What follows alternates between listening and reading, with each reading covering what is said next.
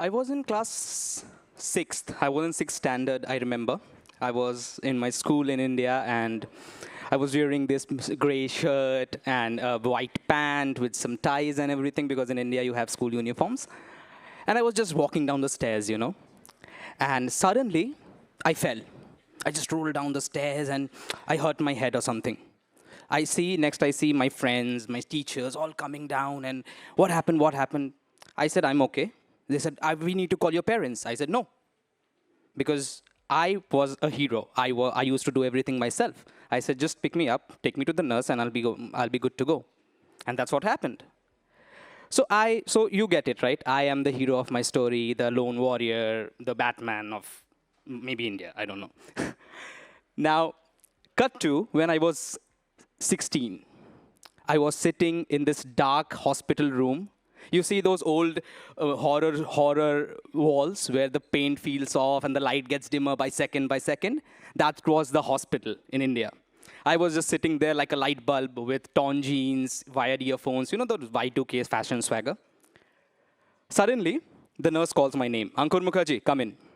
So while I was walking down the lobby, I was remembering what happened last night. I woke up from the middle of the night to go to the washroom and I forgot to flush.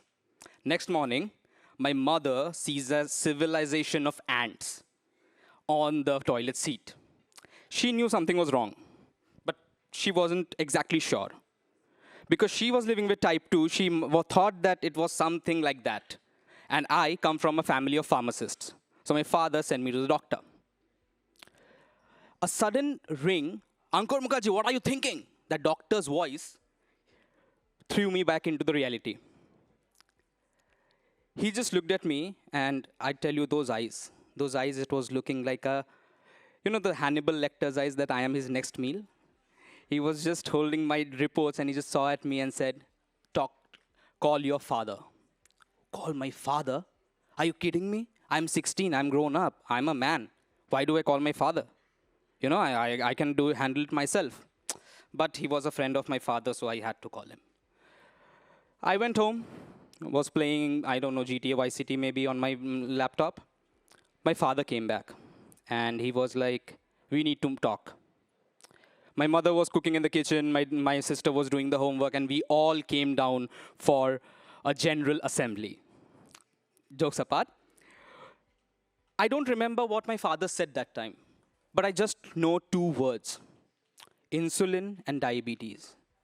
Those two words shattered the whole environment of my home. It looked like that there was a massacre that happened few moments ago. I saw my mother crying, my sister crying, my father, his face became so dull that I had died at that moment. After seeing all this, I was just 16 years old. I just went to my room and I made myself promise me something. What I promised to myself was similar to what Bruce Wayne promised when he became Batman, what Peter Parker promised when he became Spider-Man. You're going to get a lot of Hollywood references.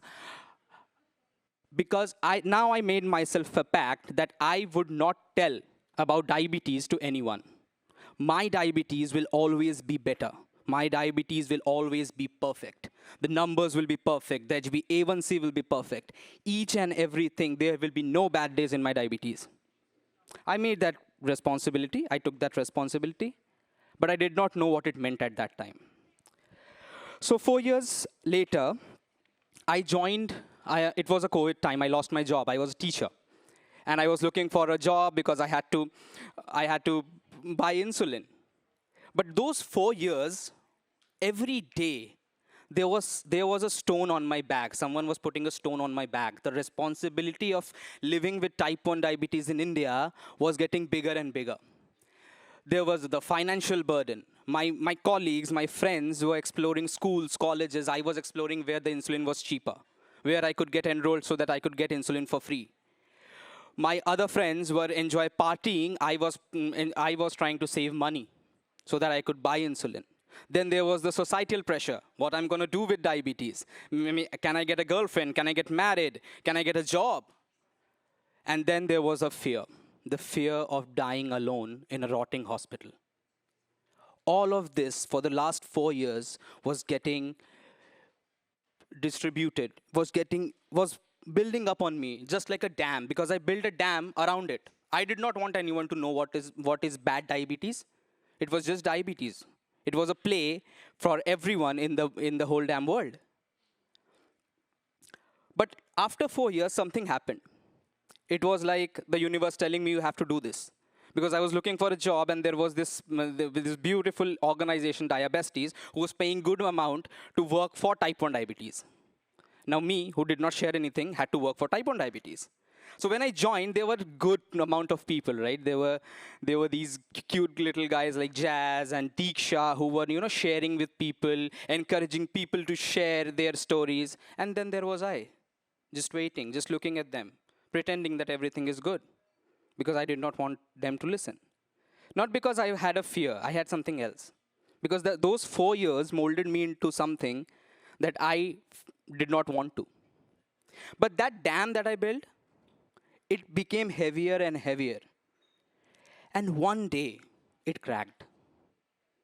It was storming outside. I was just not able to sustain myself anymore. I looked in the mirror and I asked myself, what's wrong with me? And you know what? The mirror answered. The mirror said, you know what? You're a fraud. I said, what? Yes, you're a fraud. You have a fragile ego. You don't want to tell your story to anyone because you're a failure. You're nothing more than a failure because you promised your family that everything will be good. But everything is not. You cannot get your life together. You cannot get yourself together. And that dam broke. I knew that I would die that day if I did not talk to someone. So I picked up the phone, dialed a number, and I was hoping that this person could pick up. That phone number was Deeksha's, because she took a workshop where I feel very overwhelmed. So for every ring, it was picking up, and suddenly the phone picked up. Hello?